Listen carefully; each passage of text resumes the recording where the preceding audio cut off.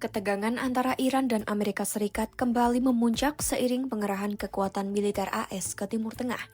Sementara Washington mengandalkan pertahanan udara dan rudal pencegat, Iran justru mempercepat produksi rudal balistiknya.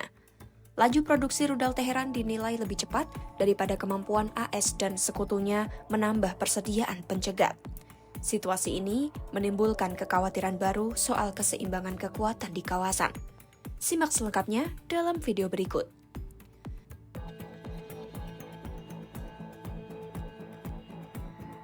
Melansir The Times of Israel, intelijen Israel memperkirakan Iran saat ini memiliki sekitar 2.000 rudal balistik. Menurut laporan NBC, jumlah ini sudah kembali ke level sebelum perang singkat 12 hari pada Juni 2025. Ada kekhawatiran jika Iran tidak dihentikan, bisa memproduksi hingga 3.000 rudal per tahun. Pakar penerbangan dan rudal Tan Inbar menekankan, angka ini mungkin terlalu tinggi untuk negara manapun. Namun ia memperingatkan, produksi rudal balistik tetap jauh lebih cepat dibandingkan produksi pencegat THAAD milik AS yang kompleks dan lambat. Kerusakan yang ditimbulkan Israel pada program rudal Iran selama konflik 12 hari sebelumnya juga dinilai tidak separah dugaan awal. Hal ini tampak saat citra satelit menunjukkan pembangunan kembali fasilitas propelan rudal termasuk di Parchin berlangsung cepat. Ketersediaan bahan baku menjadi kunci percepatan produksi rudal Iran. Laporan CNN pada Oktober 2025 menyebutkan pengiriman sodium perklorat yang merupakan bahan penting untuk bahan bakar padat rudal jarak menengah telah tiba di pelabuhan Bandar Abbas sejak akhir September 2025. Bahan itu diduga berasal dari Cina.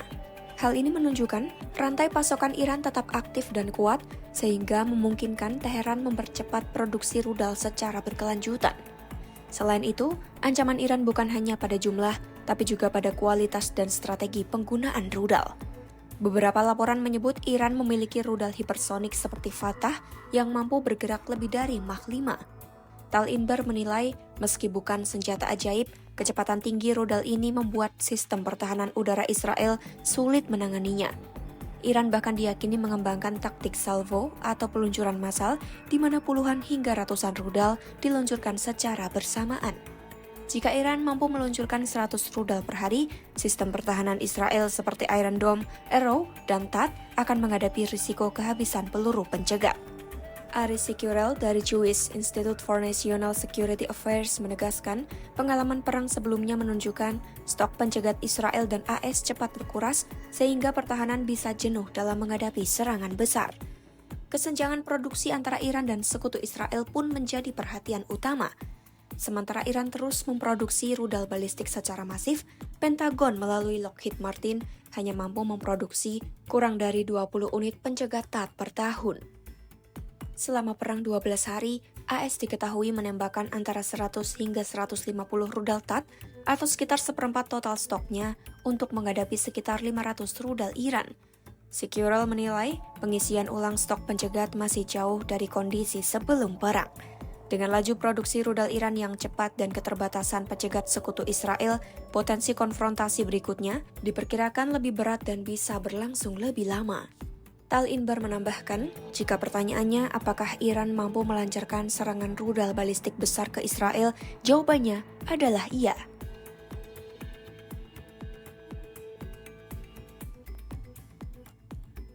Rudal balistik merupakan senjata strategis yang menggunakan roket dan bergerak sesuai lintasan balistik.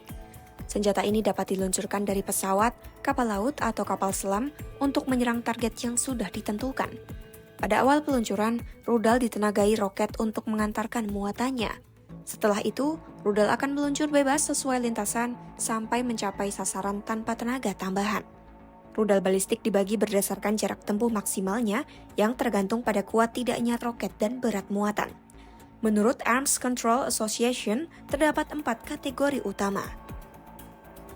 Rudal jarak pendek hingga menengah biasanya untuk pertempuran di wilayah terbatas, sedangkan ICBM untuk strategi jangka panjang. Melansir data Missile Threat, Iran memiliki berbagai jenis rudal yaitu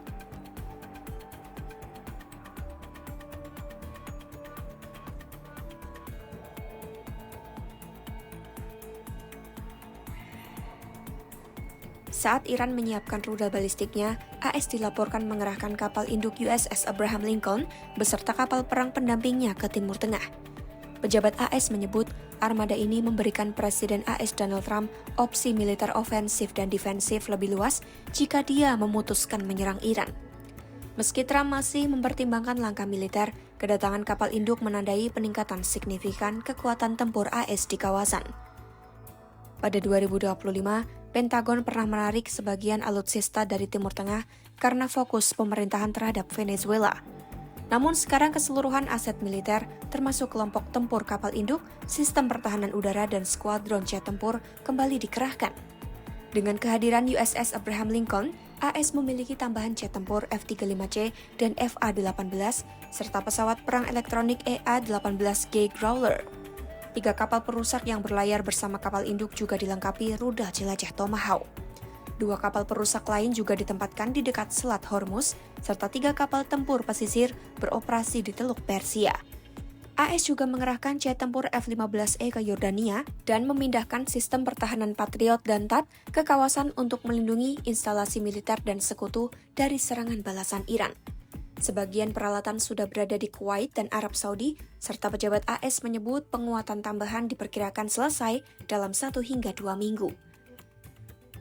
Meski konflik antara Iran dan AS belum terjadi, perkembangan rudal Iran dan kehadiran militer AS di Timur Tengah menunjukkan situasi masih sangat rentan dan sulit diprediksi. Pengawasan terhadap aktivitas militer dan upaya diplomasi internasional diperlukan untuk mencegah konflik lebih luas di kawasan. Tinggalkan pendapatmu di kolom komentar, pantau terus perkembangan konflik AS Iran hanya di YouTube Kompas.com.